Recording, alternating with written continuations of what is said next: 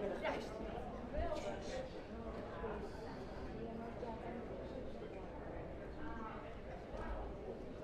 see you later, okay? Because he's not coming. Good luck.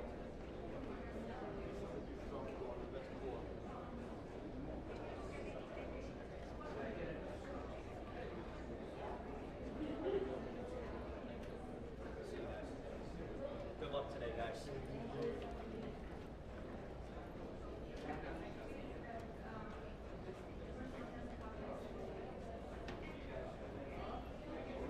Hello?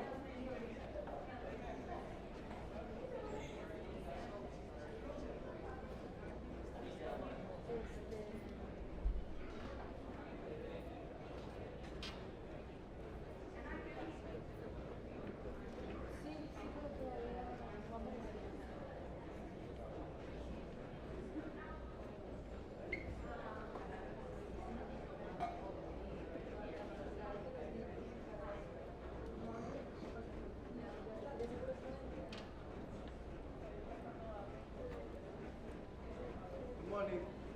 Morning. Good morning. Back here.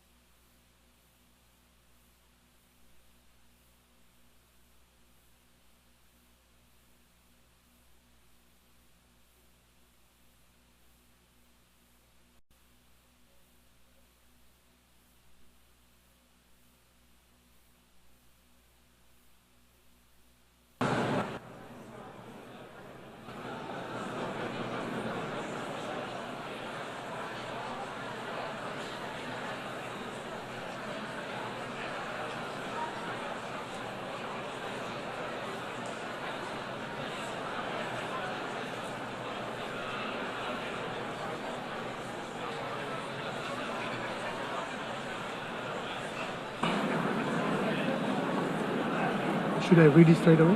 No, just gavel to take the seats. Harder. Order.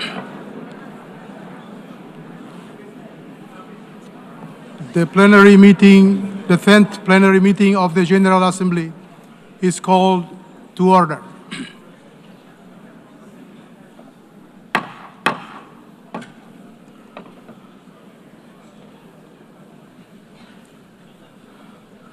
The Assembly will continue its consideration of Agenda Item 8 entitled General Debate.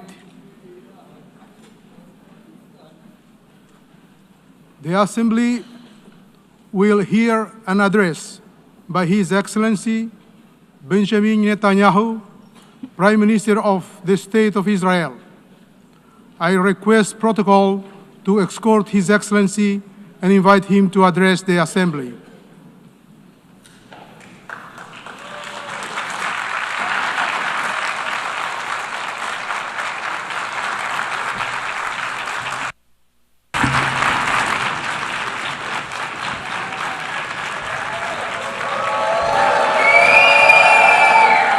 Please, order in the hall. Please, order in the hall.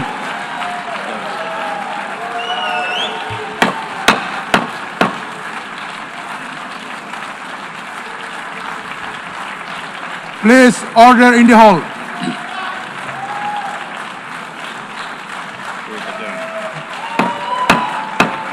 Please, order in the hall.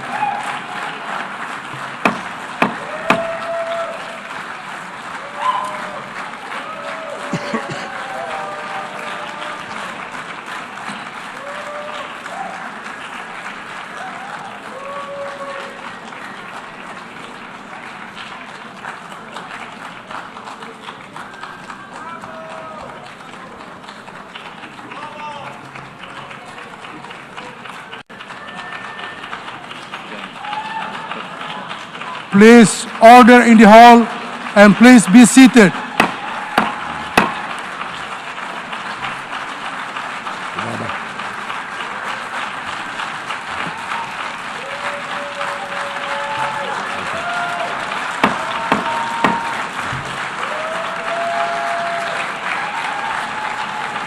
Please, order in the hall.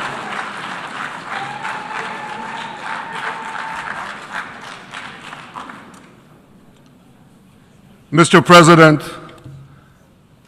the families of our dear hostages languishing in the dungeons of Gaza, ladies and gentlemen, last year I stood at this podium and I showed this map. It shows the curse of Iran's terror axis. This axis threatened the peace of the entire world. It threatened the stability of our region and the very existence of my country, Israel. Iran was rapidly developing a massive nuclear weapons program and a massive ballistic missile program. These were meant not only to destroy Israel, they were meant also to threaten the United States and blackmail nations everywhere. From Gaza, Yahya Sinwar dispatched waves of Hamas terrorists. They stormed into Israel on October 7th and committed acts of unspeakable savagery. From Lebanon, Hassan Nasrallah had launched thousands of missiles and rockets at our cities, terrorizing our citizens. In Syria, the murderous dictator Assad hosted Iran's forces, tightening a noose of death around our throats. In Yemen, the Houthis launched ballistic missiles at Israel while choking global trade at the mouth of the Red Sea. So what's happened over the past year? We've hammered the Houthis, including yesterday. We crushed the bulk of Hamas's terror machine. We crippled Hezbollah, taking out most of its leaders and much of its weapons arsenal. You remember those beepers, the pagers? We paged Hezbollah. And believe me, they got the message. And thousands of terrorists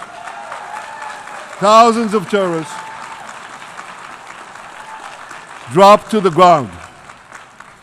We destroyed Assad's armaments in Syria. We deterred Iran's Shiite militias in Iraq. And most importantly, and above anything else that I could say to you or that we did in this past year, in this past decade, we devastated Iran's atomic weapons and ballistic missiles programs.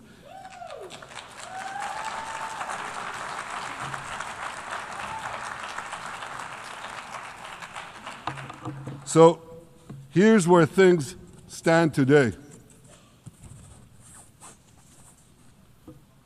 Half the Houthi leadership in Yemen, gone. Yahya Sinwar in Gaza, gone. Hassan Nasrallah in Lebanon, gone. The Assad regime in Syria, gone. Those militias in Iraq, well, they're still deterred. And their leaders, if they attack Israel, will also be gone. And for Iran's top military commanders and its top atomic bomb scientists, well, they're gone too.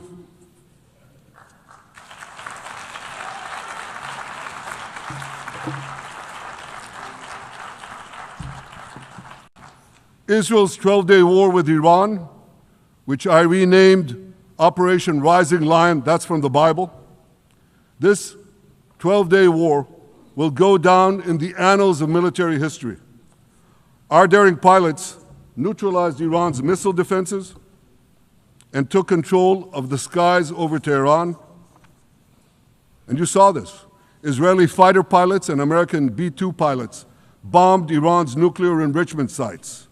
I want to thank President Trump for his bold and decisive action.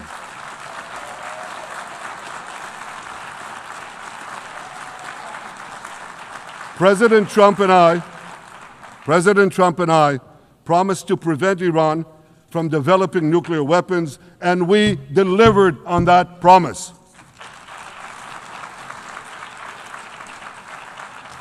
We removed an existential threat to Israel, and a mortal threat to the civilized world. We lifted a dark cloud that could have claimed millions and millions of lives. But, ladies and gentlemen, we must remain vigilant. We must remain absolutely clear-minded and vigilant. We must not allow Iran to rebuild its military nuclear capacities. Iran's stockpiles of enriched uranium, these stockpiles must be eliminated. And tomorrow, UN Security Council sanctions on Iran must be snapped back.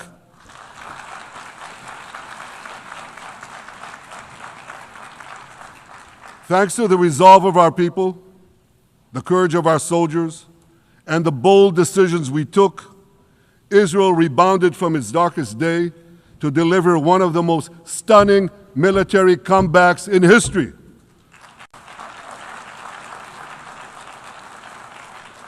But we're not done yet. The final remnants of Hamas are holed up in Gaza City. They vow to repeat the atrocities of October 7th again and again and again, no matter how diminished their forces.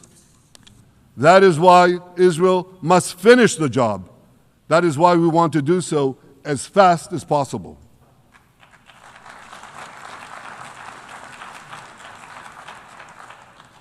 Ladies and gentlemen, much of the world no longer remembers October 7th, but we remember. Israel remembers October 7th. On that day, well, I'll tell you, you can remember October 7th too. You see this large pin here? It's a QR code. What I ask you to do is hold up your phones, zoom in, and you too will see why we fight and why we must win. It's all in here. On October 7th, Hamas carried out the worst attack on Jews since the Holocaust. They slaughtered 1,200 innocent people, including over 40 Americans and foreign nationals from dozens of countries represented here. They beheaded men. They raped women. They burnt babies alive. They burnt babies alive in front of their parents. What monsters! And these monsters took more than 250 people hostage. And those included Holocaust survivors, grandmothers and their grandchildren. Who takes hostage grandmothers and grandchildren? Hamas does. So far, we've brought home 207 of these hostages, but 48 still remain in the dungeons of Gaza. 20 of them are alive, starved, tortured, deprived of any daylight, deprived of humanity. These are the names of the 20 living hostages. Matan Angrest, Gali and Zerv Berman, brothers, Elkanah Buchbot, Rom Braslavsky, Nimrod Cohen, Ariel and David Cunyo, another pair of brothers, Guy Gilboa Dalal, Eviatar David. You saw the picture of Eviatar David, emaciated, forced to dig his own grave. Maxim Herkin, Eitan Horn, Segev Kalfon, Bar Kupperstein, Omri Meran, Eitan Moore, Yosef Chaim Ochana, Alon Ohel, Avinatam Or, and Matan Tsengarker. Now, ladies and gentlemen, I want to do something I've never done before. I want to speak from this forum directly to those hostages through loudspeakers. I've surrounded Gaza with massive loudspeakers connected to this microphone in the hope that our dear hostages will hear my message. And I'll say it first in Hebrew and then in English. אחינו הגיבורים, מדבר ראש הממשלה בנימין נתניהו. אני פונה עליכם מעל בימת האו"ם. לא שכחנו אתכם, אפילו לא לשנייה. העם כולו איתכם, ואנחנו לא נשקוט ולא נרפה עד שנחזיר את כולכם הביתה, החיים והחללים כאחד.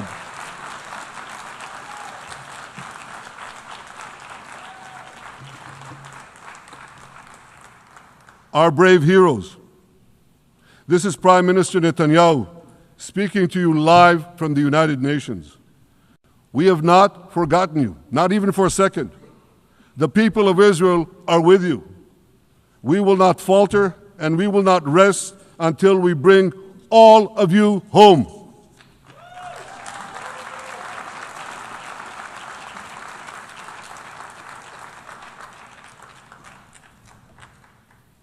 Ladies and gentlemen, thanks to special efforts by Israeli intelligence, my words are now also being carried. They're streamed live to the cell phones of Gazans.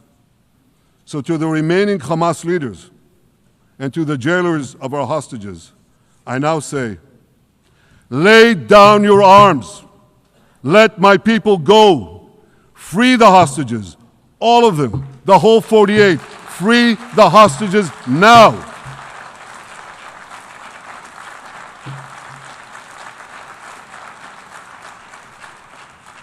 If you do, you will live. If you don't, Israel will hunt you down. Ladies and gentlemen, if Hamas agrees to our demands, the war could end right now. Gaza would be demilitarized, Israel would retain overriding security control, and a peaceful civilian authority would be established by Gazans and others committed to peace with Israel. And of course, you understand that the war in Gaza has affected every Israeli. But I'm sure there are people in New York or in London or in Melbourne and elsewhere who are probably thinking, what does all of this have to do with me? And the answer is everything. Because our enemies are your enemies. So let's do something else first at the UN. Let's do a pop quiz. And raise your hand if you know the answer. Here's the first question.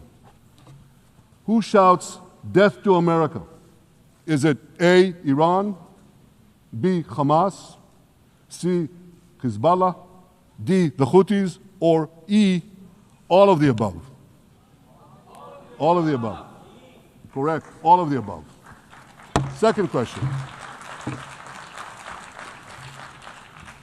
Who has murdered Americans and Europeans in cold blood? Is it A, Al-Qaeda, B, Hamas, C, Hezbollah, D, Iran, or E, all of the above?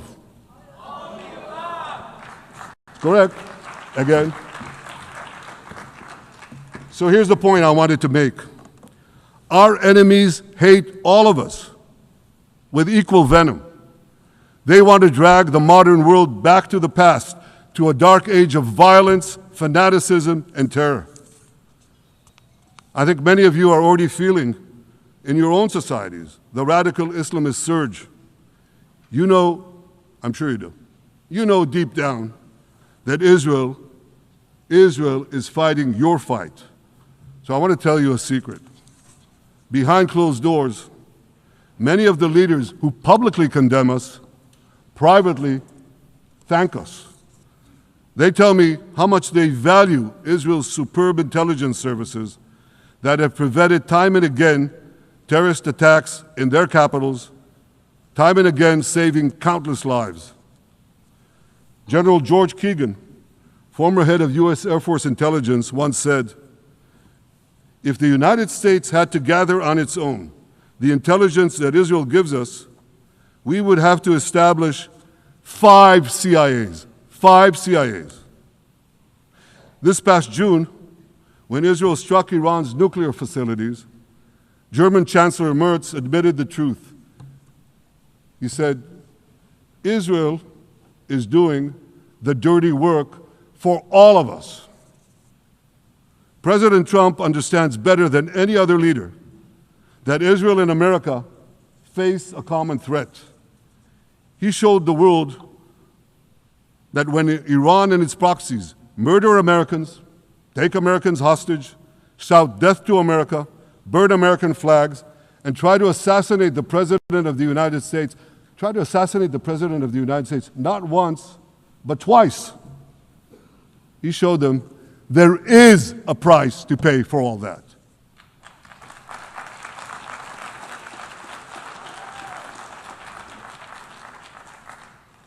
But regrettably, many leaders who are represented in this hall, they send a very different message. Sure, in the days immediately following October 7th, many of them supported Israel. But that support quickly evaporated when Israel did what any self-respecting nation would do in the wake of such a savage attack. We fought back. Now just imagine, just sit back for a second and imagine an attack against America proportioned to the attack against Israel on October 7th. Imagine a regime, a terror regime, dispatching thousands of terrorists to invade the United States. They massacre 40,000 Americans. They take 10,000 Americans hostage. What do you think America would do? You think America would leave that regime standing? You don't think that. No way, not a chance. The United States would wipe out that terror regime and ensure that such savagery would never threaten America again. This is precisely what Israel is doing in Gaza, We're wiping out the terror regime of Hamas and ensuring that this savagery will never threaten Israel again. That's what we are doing. That's what any self-respecting government would do.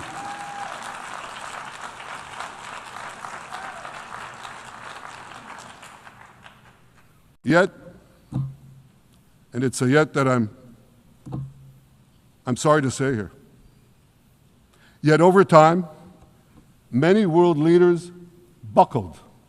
They buckled under the pressure of a biased media, radical Islamist constituencies, and anti-Semitic mobs. There's a familiar saying, when the going gets tough, the tough get going. Well, for many countries here, when the going got tough, you caved. And here's the shameful result of that collapse. For much of the past 2 years, Israel has had to fight a 7-front war against barbarism with many of your nations opposing us. Astoundingly, as we fight the terrorists who murdered many of your citizens, you are fighting us. You condemn us, you embargo us, and you wage political and legal warfare, it's called lawfare, against us.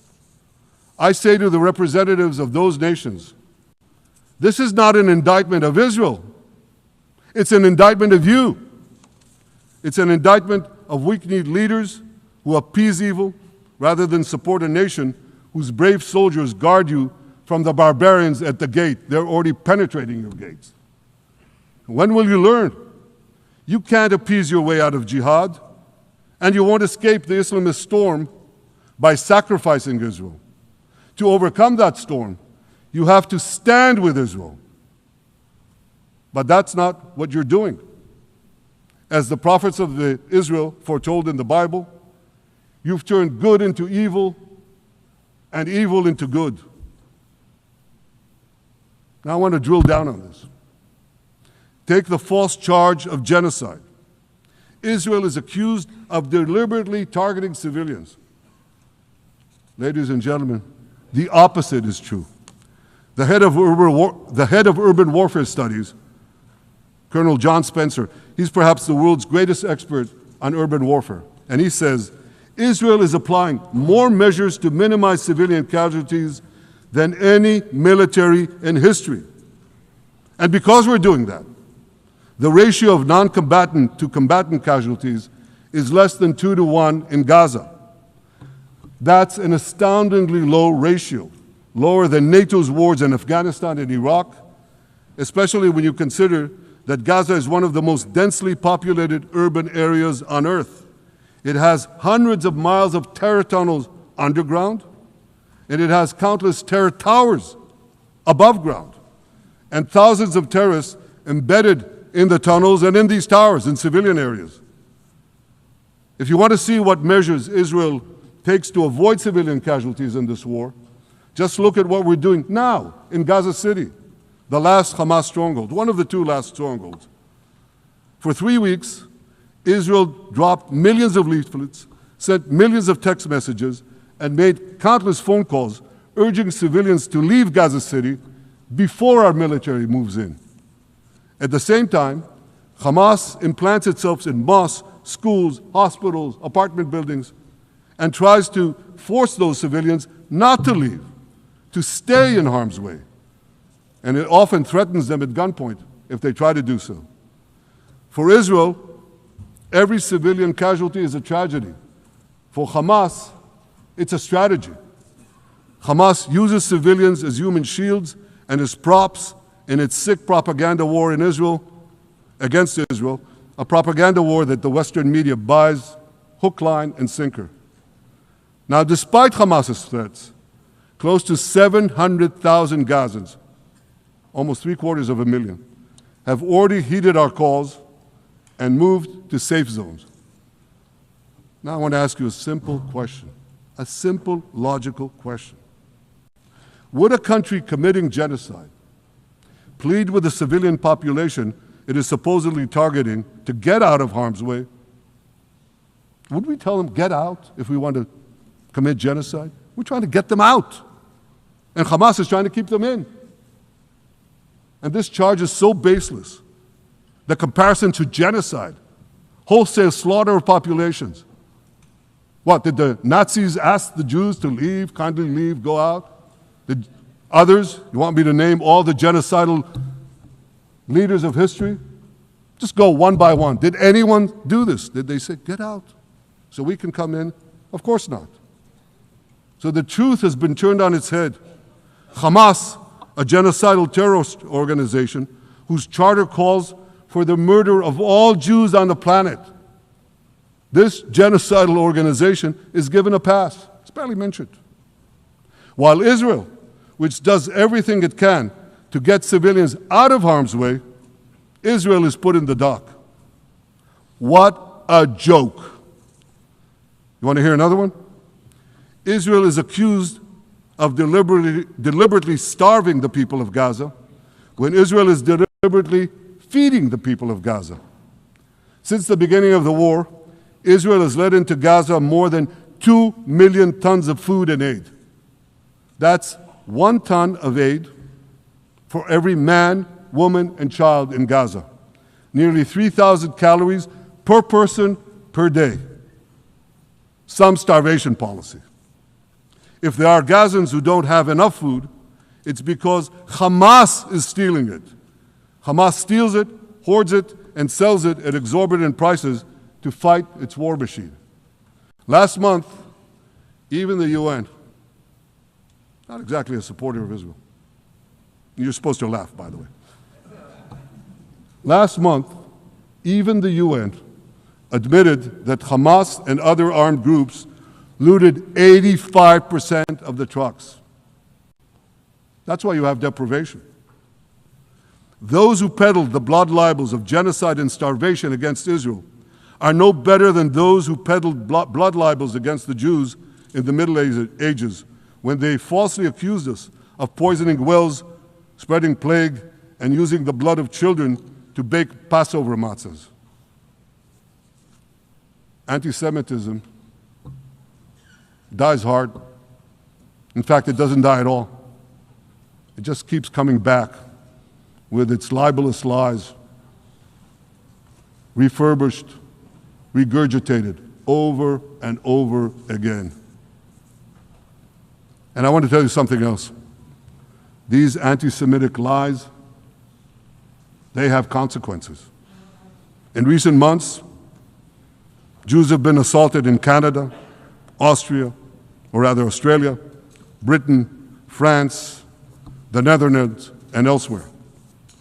Here in America, an elderly Holocaust survivor was burned to death in Colorado. And a beautiful young couple from the Israeli embassy in Washington was brutally gunned down right in front of the Holocaust Museum there. Thankfully, President Trump's administration is forcefully fighting the scourge of anti-Semitism, and every government here should follow its lead. But instead, many do the opposite. They actually reward the worst anti-Semites on earth. This week, the leaders of France, Britain, Australia, Canada, and other countries unconditionally recognized a Palestinian state. They did so after the horrors committed by Hamas on October 7th.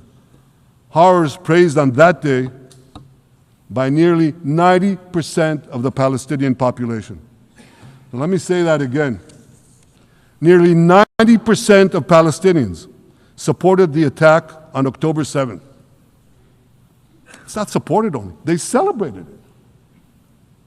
They danced on the rooftops. They threw candies.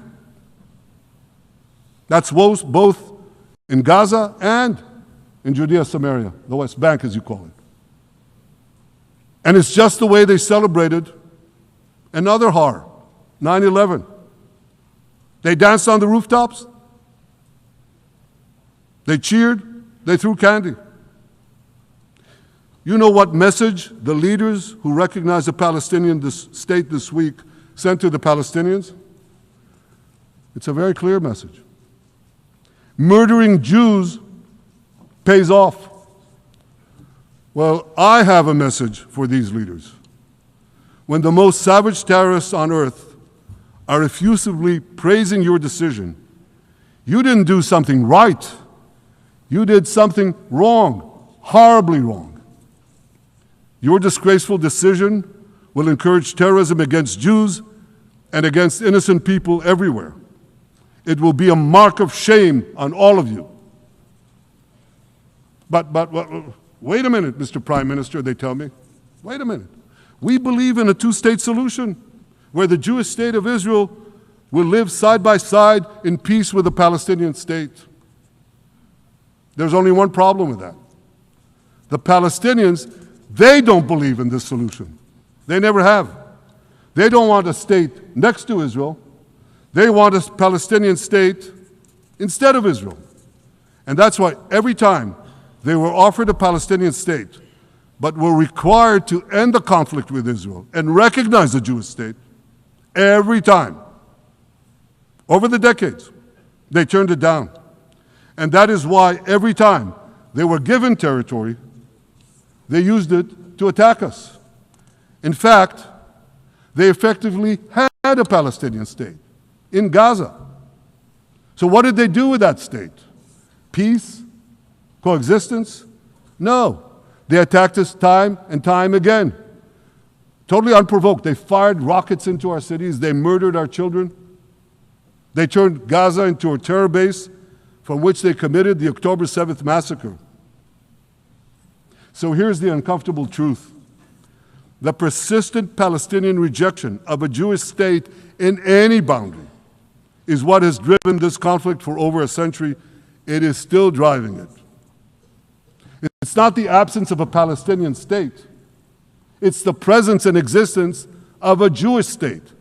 And I find it amazing that the foreign chancelleries and the ministries and all those who pontificate about this, and the leaders, how can they not see this basic truth when it is repeated again and again and again ad nauseum? And I want to say something else. This rejection of a Jewish state not only applies to Hamas, it also applies to the so-called moderate Palestinian Authority. You should know that the Palestinian authorities pays terrorists to slay Jews. The more Jews the terrorists slay, the more the Palestinian Authority pays. The Palestinian Authority names its government buildings, its public squares, its schools, after the mass murderers of Jews, which they glorify as martyrs. They pay and glorify not just the killer of Jews, but also killers of Christians. Christians like Taylor Force, an American veteran who was brutally murdered in Israel by Palestinian terrorists. But, that I hear from the Western leaders. They tell me, the PA promised us it will reform. And I know this time, Prime Minister, it will be different. Yeah, right. We've heard these promises for decades. They always promise. They never deliver. Because you see, the Palestinian Authority is corrupt to the core. They haven't held elections in 20 years. They use the same textbooks as Hamas, exactly the same textbooks. They teach their children to hate Jews and destroy the Jewish state. And Christians don't fare much better. When Bethlehem, the birthplace of Jesus, was under Israeli control, 80% of its residents were Christians. But since the PA took control, that number has dwindled to under 20%. These are the people you want to give a state to? What you're doing is giving the ultimate reward to intolerant fanatics who perpetrated and supported the October 7th massacre. Giving the Palestinians a state 1 mile from Jerusalem after October 7th is like giving Al-Qaeda a state 1 mile from New York City after September 11th. This is sheer madness. It's insane, and we won't do it.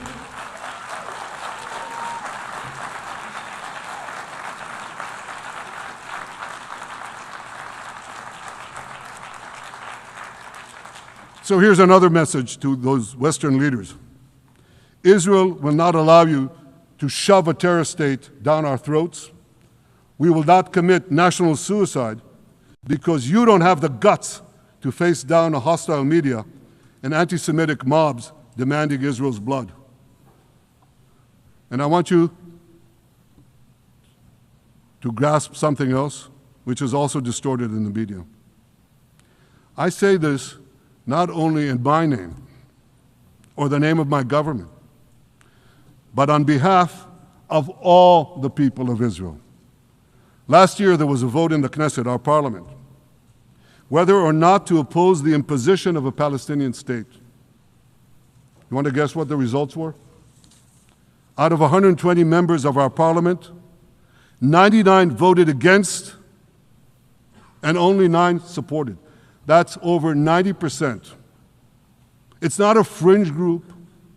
It's not the Prime Minister who himself is extreme or he's held hostage by extreme parties to his right. It's over 90% of Israelis. My opposition to a Palestinian state is not simply my policies or my government's policy. It's the policy of the state and people of the state of Israel.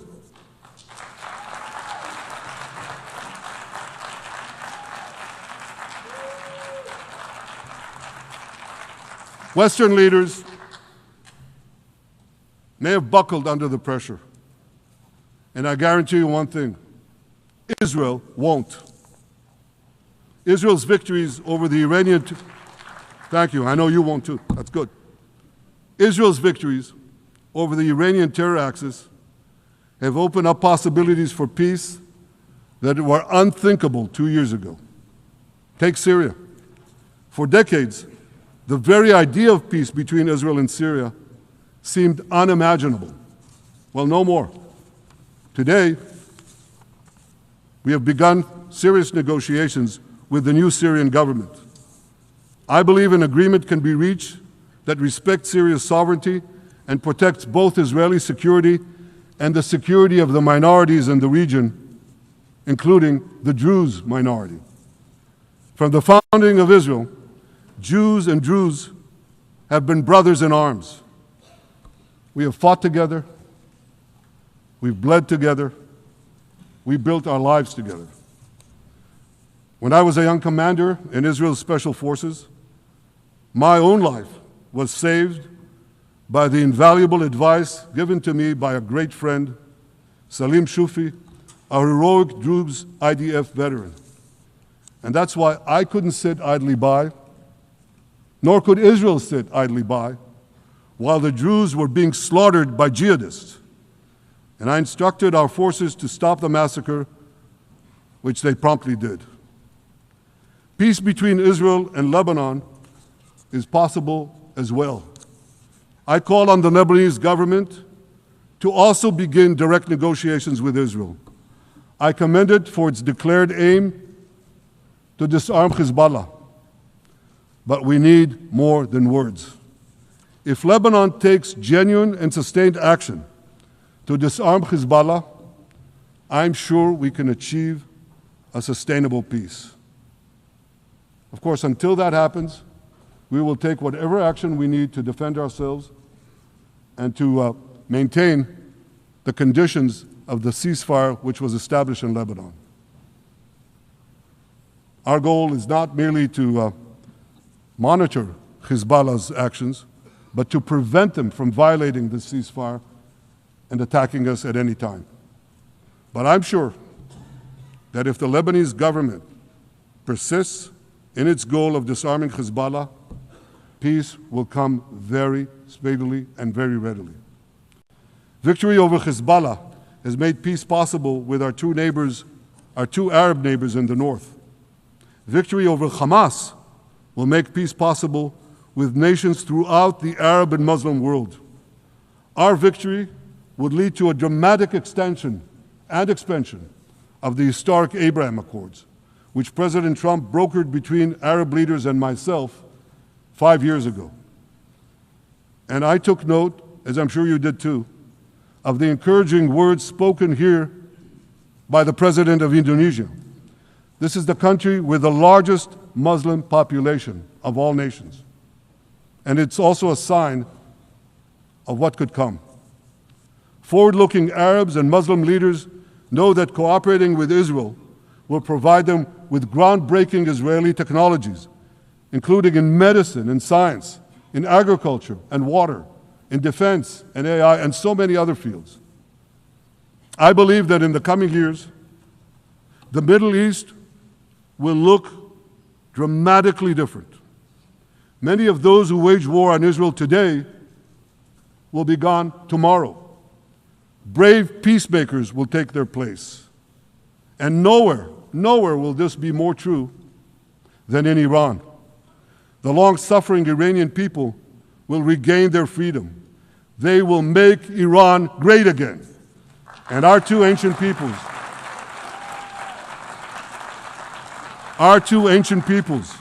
the people of Israel and the people of Iran, will restore a friendship that will benefit the entire world. Ladies and gentlemen, the horrors that happened on one dark day, October 7th, those horrors happened countless times during the centuries of my people's exiles among the nations. Jewish blood was cheap. Jews were killed with impunity. We had to beg others to defend us. The rise of Israel did not mean that the attempts to destroy us would end. It meant that we could fight back against those attempts. And that is exactly what Israel has done since October 7th. Our sons and daughters fought like lions. Our brave soldiers donned their uniforms and rushed into battle. They were armed with the dreams of the 100 generations of Jews who came before them. The dream of living as a free people in the land of Israel, our beloved homeland for more than 3,000 years. The dreams of living in our own independent state. The dream of having an army to defend ourselves. And the dream of being a light unto the nations, a beacon of progress, ingenuity, innovation, for the benefit of all humanity. On October 7th, the enemies of Israel tried to extinguish that light. 2 years later, the resolve of Israel and the strength of Israel burned brighter than ever. With God's help, that strength and that resolve would lead us to a speedy victory and to a brilliant future of prosperity and peace. Thank you very much.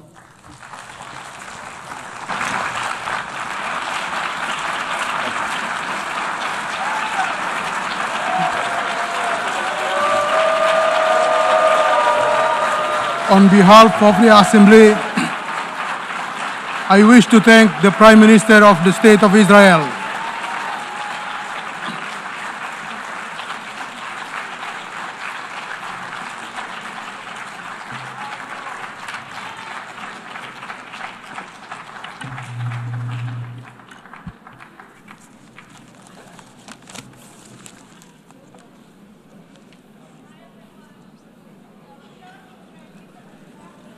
There's a pen also.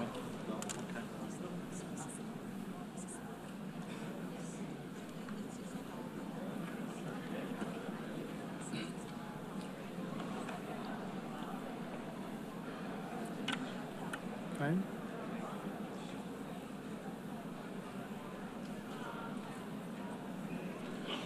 The Assembly will now hear an address by His Excellency Muhammad Shehbaz Sharif, Prime Minister of the Islamic Republic of Pakistan. I request protocol to escort His Excellency and invite him to address the Assembly.